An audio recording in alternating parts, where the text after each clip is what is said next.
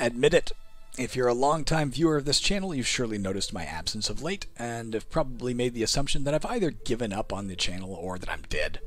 Neither is true. I've just been crazy busy, guys. Work is going great, and that's awesome. I've been traveling a lot with it, which is fun and very, very lucrative, so I hope that continues. I've also been spending a crazy amount of time working on this game, Caverns of Xaskazien 2. This is my own roguelike that I've been working on for 30 years, but in the last year and a half, it's absorbed a lot of my time as I've really, really been creating a lot of new content and just keeping it thriving and going further and further. So that's taking a lot of time. We also have one of our cats. You might recognize the name of Kiri or Kibbs if you've been watching this channel for a while. She's pretty sick, so that too has absorbed a lot of our time as we just try to keep her as happy and healthy as we can for as long as we can. So between those three things, it hasn't left a lot of time for random rogueliking. If I'm playing a game, odds are I'm playing this to try and test it. So on that note, you'll note in the bottom right corner the version of the game. The last time I did a video for this channel, it was version 1.31.35. That was about 9 months ago. Now we're up to version 1.47.28. I have a very strict numbering system I use when I calculate what version of the game we're working on. So trust me when I say that leap of about 1.12 versions is a massive, massive leap. There's been hundreds of new monsters added, hundreds of new magic items and spells and terrains, and many new playable races as well. So it's a big deal, and it's time to do another playthrough. Now, as always, when I try to tackle a playthrough of this game, I'm faced with a quandary. People who've been watching this channel for a while know a lot about Caverns of Xaskazien 2, and if I spend an inordinate amount of time detailing details, I'm going to bore them. On the other hand, if this is your first time watching a video of the game, I want you to know what's going on. So I'm going to try and do a juggling act here. I'm going to be as brief as possible and try to bring up information only when necessary, or only to highlight new things if you haven't played the game in a while. And then we're going to dive right in. On that note, whoops, I'm in the wrong window. Haha, it's like old times. I will highlight one tiny new thing in the game, and that's that your high score now also includes what dungeon level you died on. It didn't used to. If you died in a lair or a legendary land or something, it'll also highlight that, just so you can have that for your own fond memories. All right, enough of that. Let's dive into the game. All right, here we are on the character creation screen, the starting point for any adventure in Caverns of Xaskazien. We need to create a character who will try to journey down through 30 levels of the dungeon and kill this big demon named Xaskazien. So how do we do that? Like any character creation screen, when you're new to a game, it could look a little intimidating. There's a lot of information here. That said, there's really only 4 things you need to worry about, so creating a character is pretty simple. The only options you have, aside from naming your character, are what race do you want to be, what class do you want to be, what sex do you want to be, and what religion do you want. So if we wanted to choose one of these things, we could use the mouse and just, highlight one of these arrows and click it, and that'll cycle through the various options we have for race, say. There's a lot more than that, of course. Seraph, that's the new race will be released in the next few days. You can play an angel now, guys. You can also click on this little dice icon to randomize it, if you wanted to randomize any of these. Or you can use the keyboard, of course. Page down or page up will select things, so will up and down on the arrow keys, so will up and down on the numpad. And then you can use right or left to cycle through these, or hit enter to randomize it, okay? Those are the only things you can adjust. But that said, please note when you point at anything on the screen, a factor that is true in almost every aspect of Caverns, I want the information you need to be only a mouse hover away. So if you want to know about anything, if you're confused and you're starting out, just point your mouse at it or use the keyboard again. We can go down here. I don't know if I can use right or left. Can I use right or left here? No. So up or down to select what you want to select. And of course, as you can see up here, it tells you all about it, unless you move your mouse as I just did. So there you go. So let's create a character. You can see there what character creation is about. And we're not going to randomize it. A, because I've played this game a lot on this channel, and I want to make sure we play something we haven't played before. But B, I started today, while I was doing the cat litter, cleaning it, listening to the last video that I put up on this channel about Caverns 9 months ago. And at the beginning of that playthrough, I expressed a desire to play a Mousling Merchant. We went a different way that day, but what the hell? I obviously had fun with a Mousling Merchant at some point, so I'm going to try that again. I've been playing a lot of Seraphs lately to test that race and make sure it's working. So let's go ahead and select Mousling Merchant. Let's randomize our sex by clicking on the dice. We'll be a female. Let's try randomizing the religion. Malevian?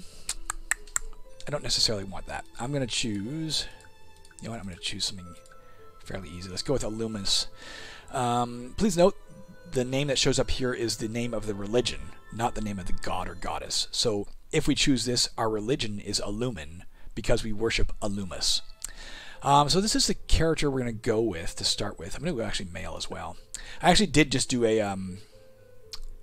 I started recording a video, and this is what it came up with randomly, and I kind of liked it. Not these two. This I chose, but I chose a male who worships Illumis. And I want to play a male. I'll show you why in a second. Before we do that, let's get some anecdotal information about our character. I'll tell you a few more things on the screen, point out why I preferred a male to a female in this particular case, and then we'll move on, okay? So as a Mousling, as you can see, Mouslings are a race of 2 to 3 foot tall, intelligent bipedal mice. They've gained a tiny foothold in every nation of Melanthus, though outside of Fanberzul's ring, they're not often seen commingling with other races. They are natural climbers, able to move all but silently, and have some degree of natural resistance to disease and parasites. Their tiny size does put limitations on their muscular development, so while it's not unheard of to encounter skilled Mousling warriors, you'll not find them wielding or wearing heavier weapons or armor. And a lot of what we just talked about there, we can see reflected right here. It talks about their tiny size putting limitations on their muscular development. That comes into play 2 places you can see here. The first I'll draw your attention to is the primary attributes. Every character has these 4 attributes. They're what defines you, a lot of what defines you anyway. And as you can see, dexterity and intelligence are listed in black, whereas health and strength are listed in green and red, respectively. That's because an average starting attribute for any of these is 30. So a standard starting character would have 30 of all of these. If it's red, it means it's lower than it should be for a starting character. If it's green, it means it's higher than it should be for a starting character. So as you can see, we start off very weak. We should have 30 strength. We only have 10. But very healthy. We have 50 instead of 30. You can also see it down here. We talked about the fact that they're limited in their muscular development, and that's shown here in their deficiencies. They have limited strength. We can't purposefully raise our strength above 90. It can go above 90 if certain magical influences or something like that comes into play, but we can't use our level ups to push our strength above 90. And that will be a serious problem in the mid to late game. It probably won't matter much at the beginning.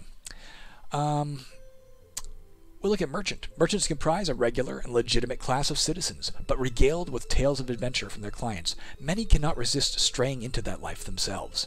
Most live lavish, well-fed lives until... Oh, I'm screwing up my cadence. Most live lavish, well-fed lives until then, though, and are often unused to hard labor or activity. Heavy armor is off-putting to prospective clients, so most won't wear it. That won't affect us much. They are insanely shrewd with a bargain, though, and can buy or sell almost anything so cheaply that is tantamount to thievery. So that inability to wear heavier armor we can see as well, listed in our deficiencies. We can't gain advanced armor use, by any means, which means we'll be confined to light armor. But again, to be honest, with our strength not going above 90, unless we find magical means, 90 strength would be enough to, at best, put on the lightest of medium armors. So that particular deficiency isn't bad for a Mousling, because you're not going to get much better than that anyway for armor.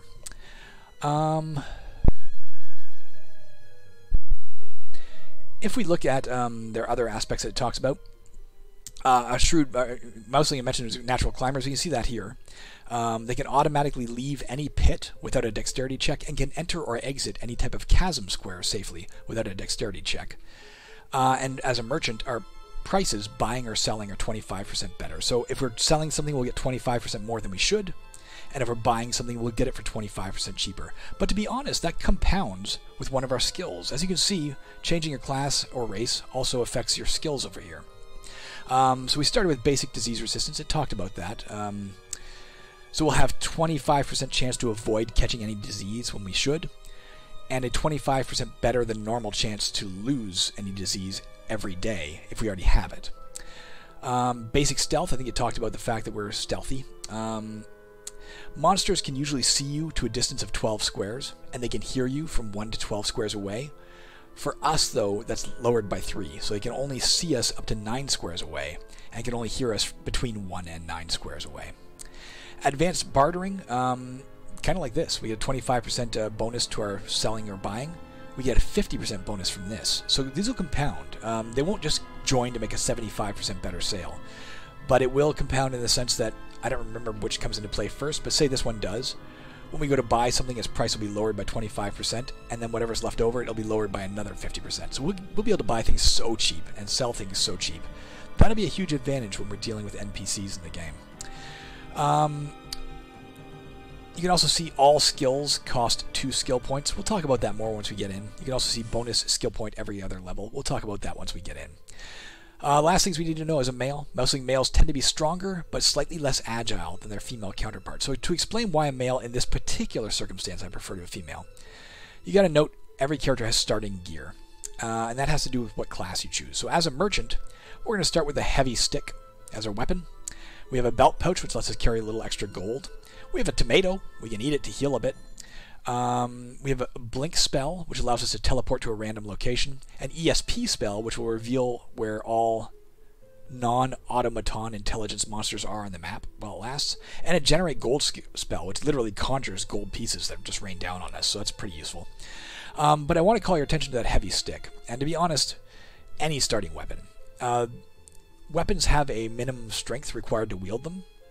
And for the crappiest weapons in the game, that minimum strength is 10. So if we started as a female, you can see our dexterity climbs. We'll have an easier time hitting people, but our strength drops even more. So the starting female merchant, Mousling, would not even be able to wield the heavy stick she walked in. She'd have to punch things to death. So rather than go through the ignominy of that, we're going to start as a male. 10 strength will give us enough to wield that heavy stick. Lastly, we have a Loomis. She is the goddess of luck. Her miracles surround treasure generation, setting traps, and increasing your survival odds, usually in a quirky, unpredictable way. She favors having monsters trigger traps, killing giant types, and gambling. She dislikes the killing of insectoids, using good or evil prayers, and detests prayers to Fivriascus, who's another god. So we're going to want to, where possible, set some traps to kill monsters. That'll make her happy. We're going to want to kill specifically a monster type called giant types, ogres, giants, bigger than average humanoids. And we're also going to want to gamble when we get the chance, because that'll really jazz her up as long as we win. She doesn't care if we lose, but she only cares when we win. I think. But we want to avoid killing insectoids, so spiders and flies and that kind of thing. Try not to kill insects. We may have to kill some. We don't want to use any good prayers or any evil prayers. She's very neutral.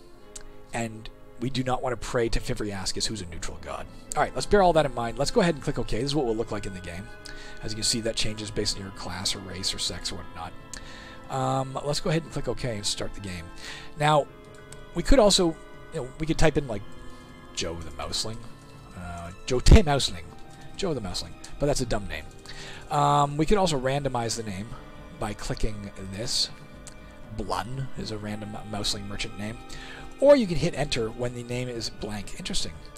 I'm noticing a minor thing here, and that's let's randomize the name. No, it's fine. If you want to randomize a Mousling name, or any name, and the name is blank, you can just hit enter here, and it'll give you a random name. It could be Tomalf Shoefallow. That's not bad. I want to point out when the name is empty. Just remember that name. It's kind of fun. You can hit enter again. But when it's empty, you can see the go forth down here disappears. So be careful you don't have like a space at the start of your name and you hit go forth or hit enter, because it'll think that that's your name is blank space. So let's do one last randomization here. Matman Patet. Let's go with that. Let's go forth with Matman Patet.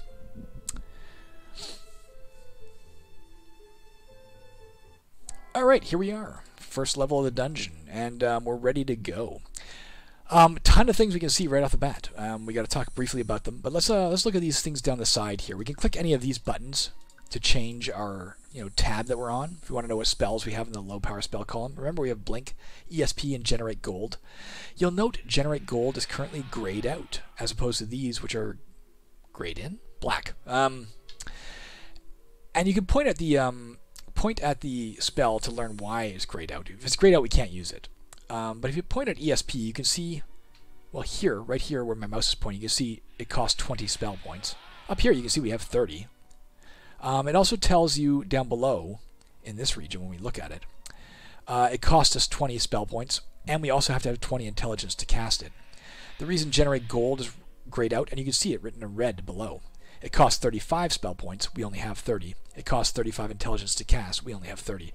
So while we know the spell at the beginning of the game, we're not smart enough to cast it. But we do have these two spells we could use.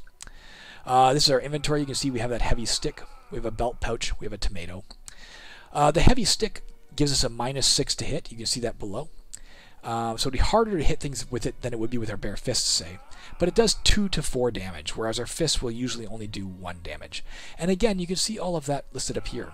While we have the heavy stick equipped, you can see our base chance to hit is 24%. Our base damage we do when we hit is 2 to 4. And you'll also see this plus 3% chance to do 1 extra. That's because of our strength. With 10 strength, that leaves us a 3% chance of doing 1 extra damage. The higher our strength, the greater the chance we do bonus damage, and the more damage we do when we do bonus damage.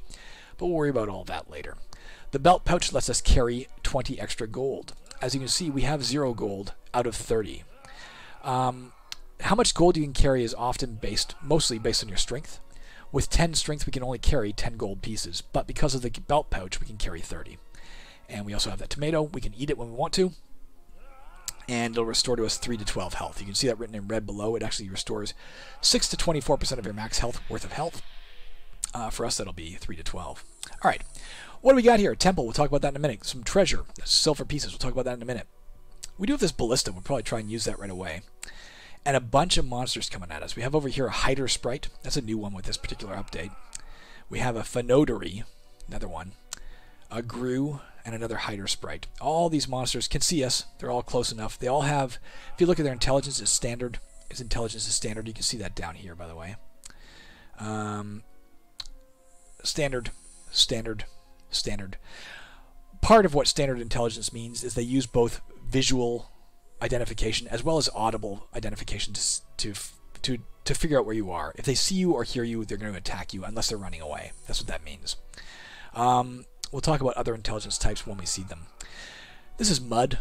We get stuck in there. Let's not go in there. It also could be quicksand, so let's not go in there. We don't have to. Let's go down to the ballista, though. And how do we get there? We can use the keyboard. PS, all keys are rebindable now. You can click rebind keys, and we can rebind any key we wanted to. Use the mouse wheel here to scroll through these various options. We're not going to, though. So I could use the number pad 2, 4, 6, and 8 to move. You can only move cardinal directions. Or I can point at any square, and it shows you the path I'll take. If I clicked here, I would try and take this path. It would probably interrupt my movement because I'm seeing monsters. It would be like, hey, there's a monster right next to you. Are you sure you want to keep going? That kind of thing. But let's try and use it to get to here. There, you see that right there. The reason it stopped me is there's all these monsters sighted. And we're going to go fire this ballista. So now, I mentioned when you point at anything, you can learn about it. Any square we point at, or any inventory item or spell we point at, will tell us information here in info panel number 1. Any monster we point at will tell us information here in info panel number 2. If we look at the ballista, it says, this square provides you the option of firing the ballista. If you do, you have a % chance equal to your dexterity, for us it's 30, of causing 15 to 30 damage to a randomly chosen monster in your line of sight. The ballista can only be fired once, so we get one shot at this. 30% chance we'll hit one of these guys, and will cause a massive amount of damage. We'll probably kill it. Actually, we'll certainly kill it. Let's try it. We'll probably miss. 70% chance we miss. I'm going to hit enter. You can see down here the options. We can click this button, yes. We can press Y. We can press enter. Or we can press keypad enter. I couldn't think of another mnemonic aid to say keypad enter with 3 letters. And that will effectively say yes. So I'm going to hit enter. I missed. As you can see, the graphic changed. It's an unloaded ballista. It has no further effect. So let's take a look at these monsters coming at us. The Fenodoree I want to kind of avoid. Actually, no. Right now is a great time to face the Fenodoree. You can see all of its stats there. The attack is its base % chance to hit us. It has 23% chance. Basic. If we had any defense, that would get taken off of its attack. Its defense gets taken off our chance to hit. So we have a 30% chance to hit to begin with. We have -6%, of course, because we're using the stick, so it puts us at 24%. and then its defense gets taken off that, leaving us with a 7% chance to hit. But one key thing to remember, neither you nor any monster can ever have less than a 10% chance to hit. So we have a 10% chance to hit it for the damage we talked about earlier. Now the reason I'm a little afraid of the Fenodoree is you can see its special ability. It drains 1 to 36 experience points every time it hits us. But your experience cannot go below 0. So now's the time to face it. That ability will have no effect until we get our experience up. Let's go deal with it, and then we'll talk about other things. How do you deal with it? In a lot of roguelikes, you bump to attack. That's your attack, and then it will bump into you to attack. It doesn't work that way in Caverns. You actually enter its square. When you're in the square, you both trade blows. As long as I pass my turn to remain here, and it remains here, we'll both attack each other. So I missed, it missed. There, I hit it for 2 damage. It's got 3 health left.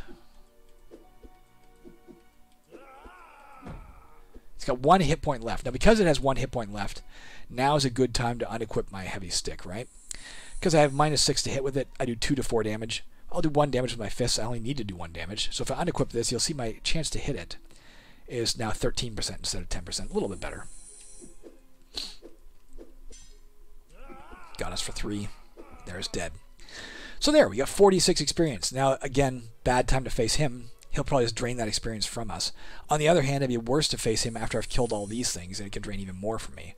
I could walk around and see if there's an easier way to kill it. Another ballista, a better weapon, a spell or something that might help me kill it faster. Some armor to help me protect me from it. That might be wise.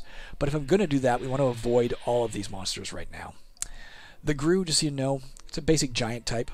Alumis will like it every time we kill it. This was a person. See, under drains 1 to 36 experience, it tells you the type of monster it is. It's a person. This one is a giant type. So it'll please Alumis if we kill it. We'll get 12 experience for killing it. It's slow. It moves way slower than we do. This guy's standard. These are all standard or average speed. It means they move slower than we do. Fast monsters move faster. Slow monsters move a lot slower. Standard monsters move a little slower. So we can avoid them all for now if we want to and just go looking for better odds. Let's go do that for now. Let's avoid these things. Just so you know the abilities on this, it'll destroy any adjacent small light source. So if it came next to a torch or a lantern or glowing crystal or something, it'll smash it. Not a big deal. If we happen to have a light source, I think it might destroy that too. I can't remember. The Hider Sprite, it has an interesting new ability. For one thing, is flying. It can pass over, for instance, this mud without having to deal with this mud. But it also, if it hits us, it removes a random enchantment from a randomly chosen weapon, armor, or jewelry that we have. We don't have any enchantments to remove. Again, good time to face it, other than the fact that we get the experience for them, and then if we face him, he might drain it. Let's come back to it. There's a coffin here. We can open it. As you can see, we'll find some gold in it, or else gems, one of the two. We might find a trinket. That's a valuable thing we can sell. That'd be great for a merchant. 20% chance we'll spring a booby trap, though, and a 25% chance we release a random level undead. Let's not do it yet. We don't want to fight anything yet, right? We want to find a way to deal with that Fenodoree without... oh, shit, we killed the Hider Sprite. Gain 11 experience points. We either want to level up before we face the Fenodoree, or have as little experience as we can so that we know it can't drain it all, or have way better odds of killing it somehow. Over here we got a chest. Can open that to find some treasure. Could be booby trapped. We have papers here. That means we'll find an object made of paper, a map, a scroll, a prayer, a spell book, or it could be a booby trap. Most of them will be papers. Some of them will be booby traps. In this case, it's a scroll, a high power scroll. Let's talk about that. In order to talk about that, well, we can point at it. You can see right here it's a high power scroll. We can activate it anytime we want by left-clicking it. Activate means left-click, or we can select it with a keyboard and hit Enter. That'll use it. And it'll have whatever effect it's going to have. We don't know what effect it's going to have because we don't have a certain skill called Runic Lore. The higher this skill, the better your chance of identifying a scroll. Basic Runic Lore would let us identify low-power scrolls. Advanced Runic Lore would let us identify also mid-power scrolls, and Expert Runic Lore would let us identify high-power scrolls. In the absence of those, we can't identify any scrolls. Also, you'll see it has a chance to retain after use, i.e. when you use the scroll, usually it's one shot, and it is for us right now. Our chance to retain it is 0%. If we use the scroll, it'll have its effect, and then it'll disappear. if we get our runic lore skill up, the higher we get it, the greater the chance that when we use the scroll, it doesn't disappear and we can use it again, often multiple times before it finally disappears. Now we have no idea what this is going to do, and it could be bad. It could even hurt us. But let's go try and use it on in case it's an offensive spell. Let's go try and use it on the Fenodoree. He missed us, thank God.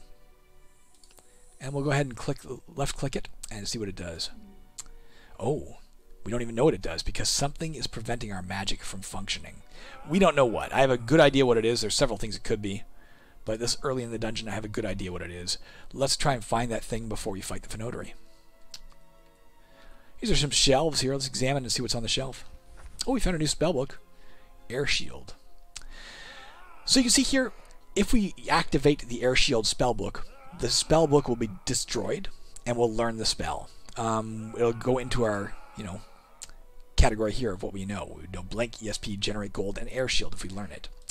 You'll also see, though, we know 3 spells out of 7. We can only learn 7 spells right now because our memory skill is untrained. So it's going to take up a slot. I'm going to learn it anyway. It's not a bad spell. But we're going to want to get our memory skill up at some point or find other means to increase our spell slots so we can learn more. So all I got to do is left-click it. And there we go. If you look in the thing here, we can see it's always listed in alphabetical order now, guys. We now know Air Shield, and it will eliminate any chance of enemy distance strikes for 60 turns. We'll talk about that when it comes time. There's another gosh darn Fenodoree, guys. They're just going to drain all our experience if we're not careful here. A mid-power scroll, don't know what it does. Can't use it yet because that magical aspect is probably still in play. All right, we found a new weapon. You saw it was an improvised weapon. So we have the heavy stick. P.S. Let's equip it. 2 to 4 damage, -6 to hit. We also have the pebble we could use. Now it's an improvised weapon instead of a normal weapon. What that means is it's an object that wasn't meant to be used as a weapon. Pardon me, I need some water, I think, before I die. An object that wasn't meant to be used as a weapon, but we could use it as a weapon. In this case, we could throw it.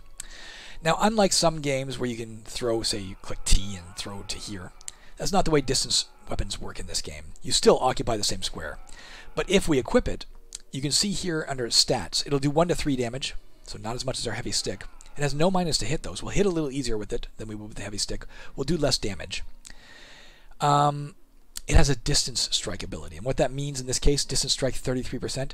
Every round of combat we face the enemy, there'd be a 33% chance we get to attack it, and it does not get to attack back, because we essentially stood far enough back throwing this pebble that it couldn't attack us. And that's what that distance strike thing is here. If we were facing an enemy who had distance strike, we could cast Air Shield, and its chance to get distance strike would be lowered to 0% while the spell lasts. In this case, we're going to use it, because if we can attack it and it can't attack back, then it can't hit us and drain our experience, right? Also, we'll be able to hit a little easier, so better chance of killing it before it's too late. We're still not going to fight it yet, though. I'll also point out its condition. Weapons and armor have a condition. Our heavy stick started at 100% condition. It's already down to 96%. When it hits 0%, we can't use it anymore unless we repair it. The pebble has a condition of 42%, so it's in very bad condition. But you can see below is an improvised weapon. Improvised weapons don't require weapon use skill.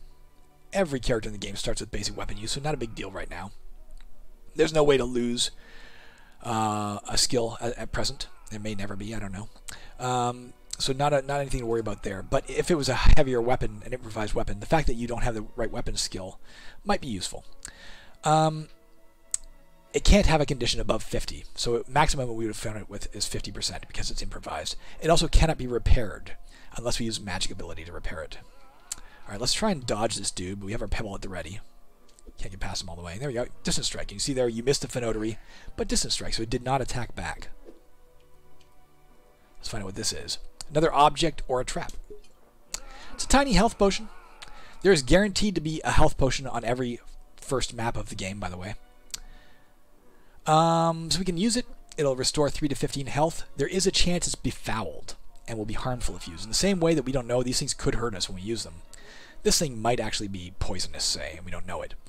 If we got our alchemy skill up, we could identify whether or not it's poisonous at the expert level only. We'll talk more about potions in a minute. Again, somebody in our way, we could deal with him, but if we get the experience for him, this guy may just drain it. I don't want to yet. This is a wall of corpses. Literally, somebody stacked a bunch of dead bodies in the way to make it difficult for us to pass. And we could walk through it, And if we do, it means basically we're taking all the bodies and laying them aside. Now, that's a good act. What a good act means is all the good gods in the game are going to be pleased when we do that. And if we worshipped a good god, we'd even gain faith for it. You can see our faith currently is 0. We do not worship a good god. We worship a limit, so we won't get faith for doing that. And she won't care either way if we do this, so not worth it right now, because there is a 20% chance that in manhandling all these rotting bodies, you catch a disease. So, and we don't have to pass through there, right? If we moved these, it'd be clear we could walk through it from then on. We don't want to do that, though. Let's go this way. Nothing back here. Let's try not to kill it yet. Distant strike, good.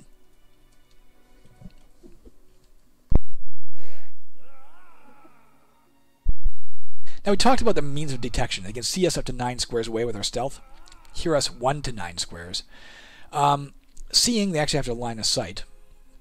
But they can't see us here. But if he's within 9 squares, every turn that Fenodoree we just passed, say he's probably somewhere around here, who knows. Every turn, his hearing will fluctuate randomly between 1 and 9 squares. If we happen to be within that range, whether he has a line of sight to us or not, he'll hear us and know where we are. But that changes literally every turn.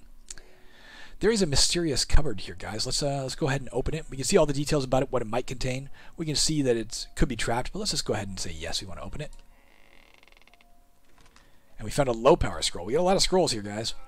This here is a small pentagram. We could perform a ritual at it. If we do and we're successful, we'll get back, in this case, 9 to 30 spell points. If we were unsuccessful, we would accidentally summon a lesser demon that would attack us. It's considered an evil act. Again, Olympus won't care either way. We don't need the spell points right now. We're not going to risk it. Let's just pass right on through it. You can see our chance of success, by the way, is equal to our intelligence. In this case, 30. That's the empty shelves. These are cave columns. We can see through them. We can't pass through them. Here's a nice new... we saw the mysterious cupboard. Here's another locker. In this case, it's an armament locker. It could contain weapons or armor. Might be trapped. Found woolen trousers. That's not bad. Let's go ahead and throw those on. Let's take a look. I just hit reorg on instinct. When you click reorganize or hit Control R, is another way to do it. It'll sort all your things into a useful order, so you know where things are. I'm going to left click the woolen trousers to use them, or I can use the page up, page down, and go to it and hit enter. Oh, we can't yet, of course. If we look at the woolen trousers, you see the strength required for that is 20, and we started with strength 10. We can't wear this. We can't even put on pants. That's how weak we are. Let's keep exploring a little bit. I'm just left-clicking around. If you want to move the screen around to see stuff, guys, you can right-click. Right-clicking will center wherever you want to. You can also use the arrow keys just to sort of do this. P.S. I mentioned the fact that you hover your cursor over anything to find out what it is. You can do that with keyboard as well. Just hit X to toggle by default. Hit X to toggle that, and then you can use the arrow keys to move this to find out stuff. Okay? Hit X again to disable that. Let's go find out what this is. A passion fruit. Alright, we found some food, guys. In addition to our tomato, we now have passion fruit. Fruits and vegetables don't need to be cooked. You can just eat them raw. Most characters. Some characters can't eat vegetables, depending on your race. But it gives you different stuff. As you saw, the tomato, in this case, when we eat it, will heal 3 to 12 health. Will also become sated for 101 turns. While you're sated, you can't eat more food. The passion fruit will sate us for 101 turns if we eat it, but we'll gain 24 to 48 faith points, and we'll regain 1 to 4 spell points. We don't need the 1 to 4 spell points, but those faith points might really help us right now. Now, when it says 24 to 48, worth talking about this. That is the base. It'll randomly pick a number between 24 to 48. And why? You can see up there, it will grant you faith equal to between 40 to 80% of the relationship score with your deity. For us, that's a Loomis. If we look over here, we have a stats screen. The stats screen, we can use the mouse wheel to go through it, or we can use these little arrow keys and click them. Or you can just, page down until such time as it starts scrolling. There you go. But one of the things it shows us is monster attitudes. We'll talk about that later. And the major deity attitudes. As you saw when we were choosing our deity at the start of the game, there's a bunch. There's actually 12 different deities you can choose from, or you can choose to be agnostic, where you don't worship anybody. There are some benefits and drawbacks to doing that. There are about 30 or 40 other deities in the game. These are the minor deities. You can't worship these guys, but they do have their own aspects of the game. Everything you do in the game, almost, is going to please some god or goddess and piss off another god or goddess. As you saw, if we moved those stacked bodies, every good god in the game would like us more. And what that would translate to is a 1% increase in our relationship with them. If we do a good act, every evil god in the game is going to dislike us more, which will translate to a 1% lowering of that particular god or goddess's attitude. In this case, you can see we started with 50% attitude with Pantos. Why is it down 1? He dislikes when we kill persons. We killed that Fenodoree. So that lowered his attitude towards us by 1%. We also, if we worshipped him, as you can see, we would have lost 20 faith. We don't worship him, so we didn't lose any faith. We will lose 20 faith if we kill an insect, because we worship a Loomis. Now, the reason I paused to talk about all of this is when you lose faith, you lose the amount it says. If it says you'll lose 20 faith, you lose 20 faith. When you gain faith, you gain the amount it says, so 24 to 48. But that amount is modified by your relationship with her. So we'll only gain 60% of 24 to 48, or whatever it said, faith. Nonetheless, I suggest we use it. We can use that faith right now. We also need to clear up some inventory slots. We're already full. You can get more inventory slots. There's a left click it. Passion Fruit gained us 20 points of faith and restored 0 spell points. So it gave us a low amount, and it was modified to 60% of that, or maybe it was a middle amount. Modified it to 20 faith. So you can see here we now have 20 faith. What do we want faith points for, guys? There's a bunch of different things you can use it for, depending on what religion you are. The main thing to use it for, though, unless you're agnostic, is to cast miracles.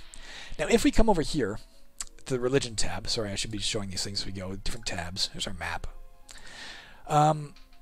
You can see all the religions we have access to because we worship a Loomis. If you don't worship a Loomis, you will not have access to these particular miracles. And you can see in gray, any miracle we can't cast because we don't have enough faith. In black, any miracle we can now cast because we do have enough faith. So let's talk about the 4 we have access to right now. Caprice. We could cast this for 10 simple faith points. It will lower the attack or defense of the monster in our square by 10, or it will lower its speed by 1. It'll pick one of those randomly. Gambling with a Goddess. We could cast this if we wanted to. It would give us a 50% chance that we gain an amount of gems equal to the sum of our current golden gems, which is 0. So we would gain 0. Definitely don't do this now. It would be randomly gambling 0. But we'd have an equal chance of reducing it. It's a double or nothing. Double your money or gain nothing is instantly what it is. We could cast Shower of Gold. I would love to cast that. We would instantly gain 1 to 50 gold pieces. That'd be useful. We'll talk about what those are used for in a minute. We could cast Unpredictable Outcome. Either me or the monster in my square would get teleported randomly. So either I blink away or it would blink away. We don't want to use any of those. We want to use, though, Ambuscade. This miracle can only be cast in an empty, unoccupied space. So this is empty space. You can see when we point here, it's empty space. So it has to be this type of thing. I couldn't cast it in the silver square, say. But I could cast it here. And what will it do? It has to be unoccupied as well, which means there can't be a monster already standing in the space that we cast it in. We're casting it in our own space, by the way. It will place an ambuscade in this space that will cause 3 to 9 magic damage to the next monster to enter. So this might be a way to get rid of one of those Fenodorees without facing it. So let's get near it. Let's find one of those Fenodorees. Not the Gru. We don't care about him. We can take him easily. Where were those guys? Somewhere over here? We've obviously gotten away from them. There we go. So he's coming at us. I'm going to go ahead and cast Ambuscade right here. And you'll see our square is now an ambuscade. So if we point at this now, it says it'll cause 3 to 9 magic damage to the next monster to enter it. He only has 5 health, so we may kill him outright when he steps on this. We may not. Hopefully we will. If he gets killed, we'll get the experience for killing him, but also it'll be one less guy coming at us to drain our experience. That did, however, use all of our faith. Let's step off it and try to lure him over here. He can see us now. He should come at us unless he runs away. Yeah, we did 6 damage to him with the ambuscade. He's dead. One less monster to worry about there. Let's go see if we can find another way to deal with some of these guys. We're taking a long time to do this, guys, only because that stupid Fenodorees. I don't want to lose all my stats. We have an icy pit here. We can try to leap over it. Our chance of leaping over it are equal to our strength or 90, whichever is lower. 10%. We're probably not going to make it. In this case, it is a frigid water-filled pit. So we'd fall in and we'd potentially take some drowning damage and potentially take some freezing damage. This, on the other hand, is foliage of various types. This is light foliage. This is dense foliage. There's also normal foliage. There you go. Light is the easiest to pass through. Dense is the hardest. Normal is the middle ground. It's based on your strength, whether or not you can get through it. We're so weak, I don't want to dick around with this right now. But there might be something out here, like in the middle of this little forested area, that would be worthwhile finding. Let's go around. No longer sated. Okay, we can eat again. Well, guys, we're going to have to go through the forest if we want to go down here and see what's around. So let's do that right now. We got to keep an eye. The reason I don't want to dick around too much, you can see how many turns we spent on this map. We've been here 342 turns so far. That matters, and it matters for reasons we'll talk about in just a minute. This is rubble. 50% chance of successfully entering every time we try. There's gold here. Let's go ahead and pick it up. Found 9 gold pieces. Talk about that in a minute. Let's see what this is. Another fruit or vegetable. In this case, it's a gourd. If we eat it, there's a 50% chance we'll be cured of 1 to 4 levels of poisoning. But if that doesn't happen, there's a 50% chance we're going to take poison damage and actually get hurt more by it, like it's a poisonous gourd. Unfortunately, we need to go through this foliage. With our low strength, this could take a while. I just don't know if we want to do that right now. Maybe we'll stop trying to find ways to kill that Fenodoree and just go ahead and deal with it. Okay, let's talk about the temple. Every single map in the game has a temple on it. You can see it right here. It's at a random place. You won't know where it is, but once you find it, it's there. And the temple serves a lot of purposes in the game. Literally, if there was no temple on the map, it could crash the game. There's no way to not have a temple. There are ways to destroy a temple, but it'll still be a destroyed temple. But it's also used to trade in your experience, or trade in your gold. So we could use this 9 gold if we met somebody who's selling stuff to buy from them, right? We get a 25% discount plus a 50% discount. But we can only carry 30 gold pieces, so we can't just stockpile gold. Let's go and drop it off at the temple and gain 9 experience points. So we now have 112 out of 300 experience points towards leveling up. Let's go face that darn Fenodoree. He's going to drain what he's going to drain. We don't have to, I guess. We just leave him alone. There he is. Is it wiser? Yeah, with our pebble, let's give it a shot. Oh, we didn't find, that's right, we didn't find the source of stopping our magic yet. Let's try and leap over this and fail. Oh, we actually did it. Woohoo. Bold jump for our little Mousling. Made it across. Let's find out what this is. It's a smoke trap kit. Let's pick that up in favor of, instead of the low power scroll, which for the moment we can't use. I'm going to press yes to pick up the stuff that's here. Grab the smoke trap kit. We can see it's in here. Let's reorganize our inventory. There you go. And let's cut through this instead of that. Alright, we're going to try and face this Fenodoree now with the smoke trap kit. Now, why do we care about using this trap kit instead of some other means? Let's remember, Alumis will be pleased. Every time a monster sets off a trap that we set, it'll please her. We'll get 1% better relationship with her. We're still at 60%. Her ambuscade does not count as a trap. And it'll give us a little bit of faith. Now, because we have poor trap setting skill, there is a skill called trap setting. It's under the rogue skills here. We'll talk about that more later. Every time we try to set a trap from a trap kit, there's a 50% chance we successfully set it, and a 50% chance instead it triggers on us and we take the effects. Very risky when your trap setting skill is low. Very, very risky to try to set traps. Nonetheless, this trap isn't going to kill us, and it might kill the Fenodoree. So let's go and try and use it on it.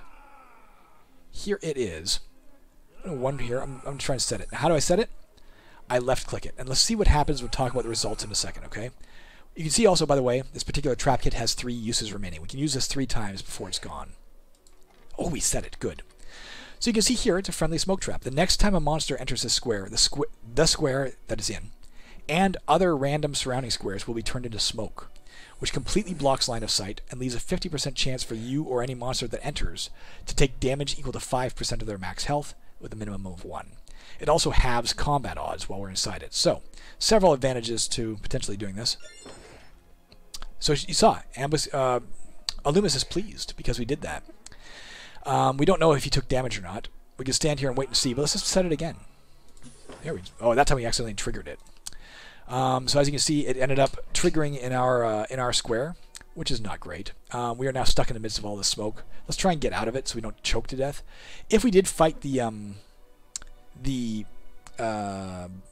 Fenodoree in the smoke, its odds to hit us would be 1/2 normal, and we'd have 1/2 the normal odds to hit it. But that won't hurt us much, right? Because we can't get less than 10%. But if we inhale in the smoke, we're going to take 2 damage, and there's a 50% chance we do that every turn we're in smoke. There you go, we took 2. Let's get out of here for now. The Fenodorees is likely going to be dead coming through that. We'll see. Let's go ahead and start killing some other things. We killed the Hyder Sprite. Killed the Energon. I'm not seeing it coming out. It's probably dead. It might have retreated back to here and wait for the smoke to dissipate. They do have AI that'll prioritize their survival. Now, if it got killed in smoke that was generated because we set the smoke trap kit, and it set the smoke trap kit off, in that case, we'll get the experience for killing it because that was our trap. If, on the other hand, when I tried to set the smoke trap again, and I accidentally set the smoke trap off in my own face, if it created smoke that way, if the Fenodoree dies in that smoke, we will not get experience for killing it because we didn't intentionally create that smoke. It was an accident. Let's go ahead and kill him. 3 damage. He's dead. Now we got to get out of this shallow mud. We knew it wasn't quicksand because he was standing there the whole time. He would have drowned in the quicksand. Pick up the silver, get a little bit of gold, drop it there. Let's grab this gold. Another way to grab gold, if you want, guys, you can press Control G. Oh, there is no path. If there's any known sources of gold, that does not include containers that might contain gold, but if there's actually gold or silver or platinum or gems on the ground, pressing Control G will take you there to the closest one to you. Let's go up here and open the chest. Could have a lot of treasure in it. Also might be a 30% chance we spring a booby trap. Got 10 gold pieces. Drop that off. Whoops, I missed. Let's go open the coffin. Evil act, doesn't matter for us. Please all the evil gods, piss off all the good gods. Found 9 gold pieces in there. Let's go and open this desk and see what's in it. 9 gold pieces and a low power scroll. And a prayer of striking and a water of life spellbook. Let's grab some of this stuff. A lot of stuff in that desk. Let's drop the gourd for a minute. Go ahead and take the water of life spellbook. We're going to left click it to learn it. And we're going to look at it in our spellbook list here. It costs 25 spell points to cast. When we cast it, we'll be regenerating for 3 turns. While we're regenerating, we'll get 1 to 6 health every turn. It'll piss off every single evil god in the game when we use it, but let's go ahead and use it right now. Oh, we still can't. We haven't figured out what's blocking our magic. There's a chest over here. Do we want this? Let's look at the prayer. Prayers are like scrolls, but you know what they are. Scrolls, you need the runic lore to figure out what they are. Prayers, you automatically know what they are. Prayers are also devoted to a given god. In this case, if we use this prayer, it is a Hornin prayer, which means we were praying to Hornus. Hornus is an evil god, and if we use it, it tells you that, by the way, right there. It says you can attempt to use this evil prayer by activating it. Of course, if we use it, Illuminus gets mad and we pray to good or evil gods, so we're not going to use it. If we did, it's automatically successful. It would put into play a striking, not automatically successful, pardon me, success rate of 54%. Why do we have a 54% chance of successfully activating that prayer? Because our relationship with Hornus is 54%. So to use a prayer, the odds that it has the desired effect are equal to your relationship with that god. If it did have the effect, it would have whatever effect it has. We're not going to use it anyway, so it doesn't really matter, but let's take a look. If we did use it, we'd have a striking effect in play. It would ensure that we automatically hit in combat on our next swing, provided our original chance to hit was greater than 0%. We're not going to use that, though. Also, do note, though, one last thing. Just like with low power scroll, you see our chance to retain after use 0%. Our chance to retain as prayer is also 0%. Unlike scrolls, which need runic lore to increase your chance to retain, prayers use a skill called piety to increase your chance to retain. Piety also has other effects.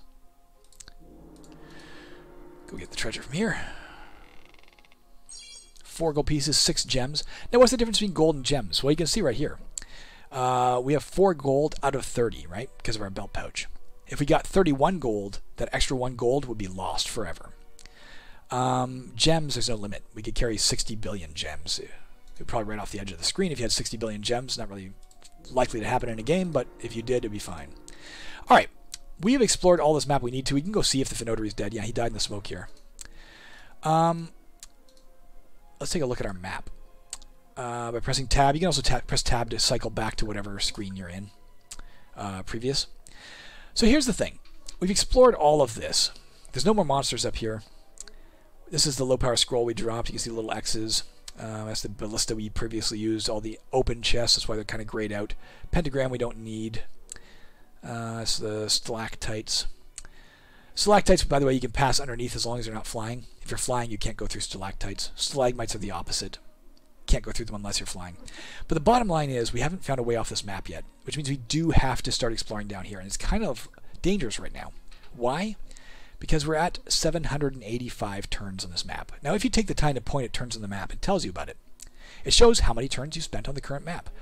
There's a warning, though, that will come to you somewhere usually between turn 900 and turn 1200.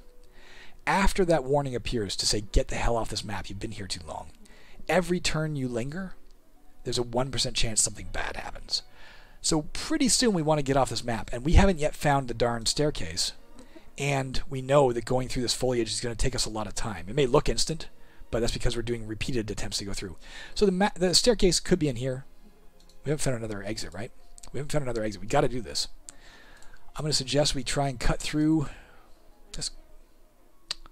Let's try and get to here. You can see we're at 827 turns. I'm going to try and get to here. No, here. All right, we're out, more or less. What do we got on the way out here? We have a brass gong. 1 second. The brass gong, we could ring it once. If we did, either nothing would happen, or a random summoned enemy would appear to fight for us, i.e. a monster would appear and be on our side trying to kill other monsters, or a random level appropriate monster would appear fighting against us. Level appropriate means it's going to be appropriate to dungeon level 1. Let's go ahead and hit yes. I don't mind facing another monster. If we can kill it, all the better. It's a wild dog and it's against us. Let's go ahead and try and kill it. You can see our stats here. It's not that bad, other than the fact that it's fast. Two things to point out about this. It is fast, which means it's faster than us. As we move, you see it's keeping up. It also has intelligence animal.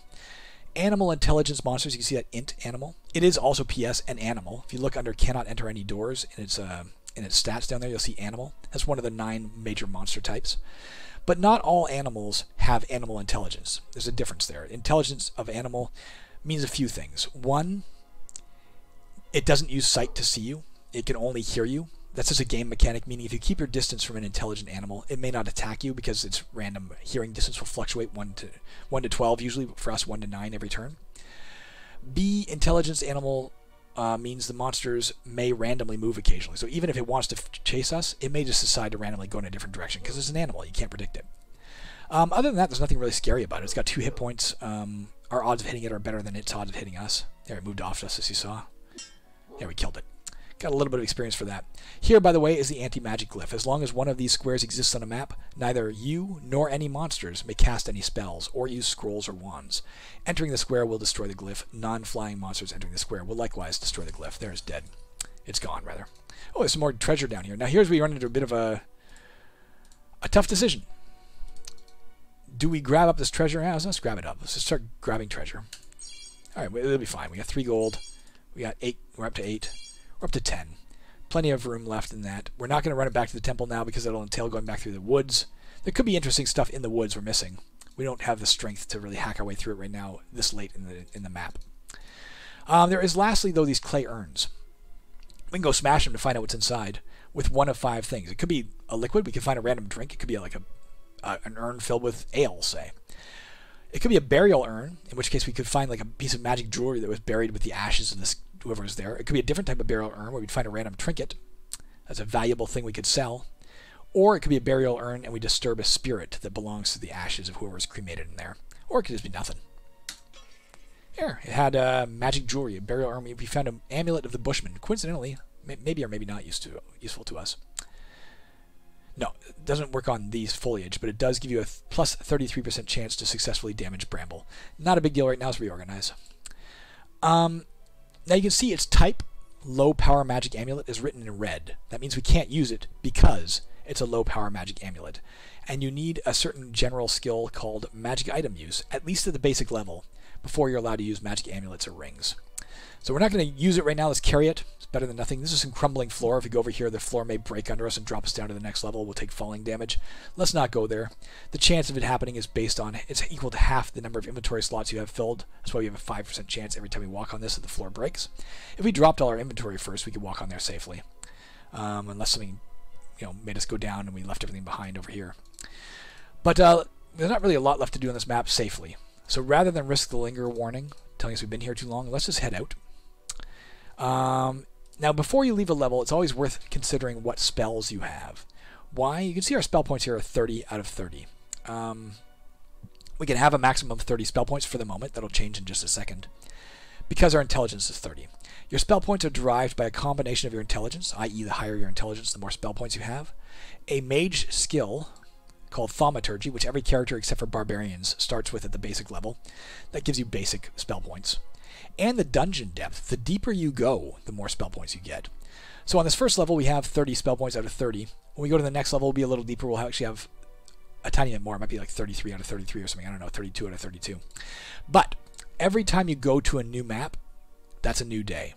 You can see right now, if we go to the Events tab, nothing's going on here, but you see the date. It's Tuesday, the 2nd of Dreamtime. When we go to the next map, it'll be Wednesday, the 3rd of Dreamtime. You can also see the next holiday is coming up, year-end, in 29 days. We're 29 days from the end of the year and the celebration year-end. We got to go through 29 maps, though, to get there. All right, let's go ahead and say... Oh, you want to say yes. The reason you want to look at your spells first is when you go to a new map and it's a new day, you get all your spell points back. So as soon as we reach the next level, we'll be back to our maximum spell points. So you might as well cast any spells you want to cast that have a duration. You cast them now, and that way you're going to get all your spell points back anyway. So we could cast Water of Life. We are down 9 health. It's probably a wise idea. Or ESP might be even better. We'd be able to see monsters in the next level. Blink wouldn't serve us at all. It's an instant spell. We just teleport randomly and actually screw us over. Or Air Shield in case we meet any distant strike monsters. I think of all of these, we don't have enough spell points to cast more than one of them. I'm going to cast ESP, actually. So right there, we can now sense all non-automaton creatures for 120 turns. You can see this little symbol is coming to being here. It's kind of pulsing in size. If you point your cursor at it, it tells you what's going on. That's ESP. Let's say yes. We're going to call the game in 2 seconds, guys, but I'm going to first show you the ESP. Here we are on a new map. As you can see, the structure of the map is different now. We were in sort of a weird cave environment before. This is looks like a square room of some sort, so we're probably in a room environment. And you can see all these monsters over here that we're able to detect. There's a giant maggot up here. Another one here. There's these monsters called eye midges. Black Death. I'll talk about him in a minute. Some giant rats. A thief. So a few things I'm going to tell you, and then we're going to call it quits for now, guys. The first is, look at the type of the monsters these are. Insectoid. Insectoid. Insectoid. Where possible, we don't want to kill them, because Illumis will get mad. They'll lower our faith, and her relationship with us will lower, making it harder to gain faith points in the future. But we may have to kill them. They may become obstacles that we have to kill. We're going to try not to. The thief we want to kill early. He actually is looking for any gold, silver, platinum, or gems he can see in the dungeon, and he'll run over, and rather than come at us, he'll run over and actually pick them up off the ground, and then they're gone forever. So killing him early is a good thing. The rats have a dangerous ability to cause a disease called tsunami fever. These guys have a dangerous ability to cause a disease called cellar sight. These guys will make a beeline for any dead body they see and eat it, and permanently raise their health. And why does this guy have a red swirl under him? Well, these are giant rats. This is a giant rat, but he's a giant rat unique, in this case known as Black Death. Uniques come in 3 different forms. Champions, heroes, and legends. Each is tougher than the last. In this case, he's a giant rat legend. The only giant rat legend in the game, unless there's one in a special land we'll talk about later. But it means his stats are all higher than normal. He'll also drop 3 items if we kill him. But all of that is a subject for another time, guys. My throat is getting really raw. I'm a little bit sick right now on top of everything else. So I'm going to call it a day, or at least an afternoon. I'll be back later, and we'll resume the game at that point. Thank you for watching with me, guys. I'll see you soon. And P.S. to my Canadian compatriots, happy Thanksgiving. To my American compatriots, I don't know when your Thanksgiving is. Probably not yet, so happy whatever day. Anybody else in the world, I have no idea when you celebrate such an event. Happy Sunday? I don't know what day it is today. Happy Saturday. Happy weekend. All right, we're gone. I'm going to press Q to quit.